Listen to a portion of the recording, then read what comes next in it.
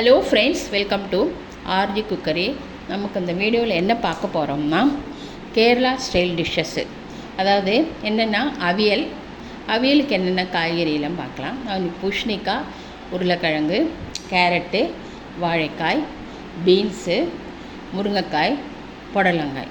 வேணும்னா அதில் மஞ்சள் பூசணிக்காய் போட்டுக்கலாம், வெள்ளரிக்காய் போட்டுக்கலாம், அப்புறமா பயறு போட்டுக்கலாம். இப்படி பலவிதமான காய்கறிகள் போட்டு பண்ணுறது தான் அவியல்.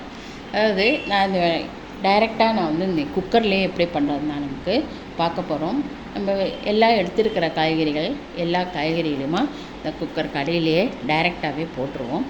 போட்டுட்டு கொஞ்சோண்டு இந்த அவியலுக்கு தேவையான உப்பு நம்ம சேர்த்துக்கலாம். நம்ம இது வெந்து வந்துடுத்துனா காய்கறிகள்லாம் சுருங்கிடும்.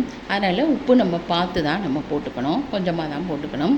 அதுக்கப்புறமா உப்பு போட்டுடாச்சு. கொஞ்சம் 1/4 ஸ்பூன் மஞ்சள் போட்டுக்கலாம். அப்புறம் அது 1/4 கிளாஸ் தண்ணி விட்டுண்டா போதும். தண்ணி விட்டுட்டு நல்லா மிக்ஸ் பண்ணி விட்டுட்டு குக்கர் வெயிட்டையும் போட்டுட்டு ஜஸ்ட்டு ஒரே ஒரு விசில் வந்தால் போதும். அதிலே நல்லா காய்கறிகளாம் ஜம்முன்னு நல்லா வெந்துடும். கருவேப்பிலையும் போட்டுருவோம். நம்ம இதுக்கு தேங்காய், அரை மூடி தேங்காய், காரத்துக்கு க்ரீன் சில்லி, ரெட் சில்லி எடுத்துருக்கேன், 1/4 ஸ்பூன் ஜீரகம் எடுத்துருக்கேன். அதையும் தண்ணி விடாமல் நல்லா அரைச்சிட்டு வெந்த காய்கறியோடு நம்ம மிக்ஸ் பண்ணிக்கணும். காய்கறியில் உடையாமல் நம்ம பார்த்துக்கணும். அது மிக்ஸ் பண்ணி கடைசியில் நமக்கு கெட்டியான தயிர் சேர்த்துக்கணும். புளிக்காத தயிர் சேர்த்து ஜஸ்ட் ஒரு மிக்ஸ் பண்ணி விட்டாச்சுன்னா நமக்கு ரொம்ப டேஸ்ட்டாக இருக்கும் நம்ம அவியல். கடைசியில் நம்ம வேறு பாத்திரத்தில் போட்டுட்டு நம்ம தேங்காய், பச்சை தேங்காய் 2 ஸ்பூன் போட்டாச்சுன்னா ரொம்ப வாசனையாக ஜம்முன்னு இருக்கும் இந்த அவியல். அப்புறமா நம்ம என்ன பார்க்க போகிறோம்னா ஓலன்.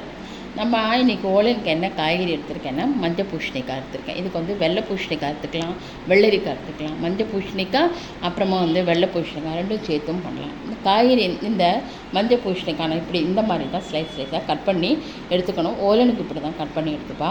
அப்புறமா கொஞ்சம் கருவேப்பிலையும் போட்டுக்கணும். காரத்துக்கு 2 பச்சை மிளகாய் நான் ஸ்ப்ளிட் பண்ணி தான் போட்டிருக்கேன். அதுக்கப்புறமா தேங்காய் பால் ஒரு அரை மூடி தேங்காய் எடுத்து ஃபஸ்ட்டு நம்ம திக் பால் எடுத்துட்டு அப்புறம் தண்ணிப்பால், 2வது பால் தண்ணிப்பால். நம்ம இந்த காய்கறிகள் இந்த தண்ணிப்பால் 2வது பாலே வேக வச்சுக்கலாம். அதில் நம்ம நார்மலாக வாட்டர் விட்டு கூட வேக வச்சுருந்தா போதும்.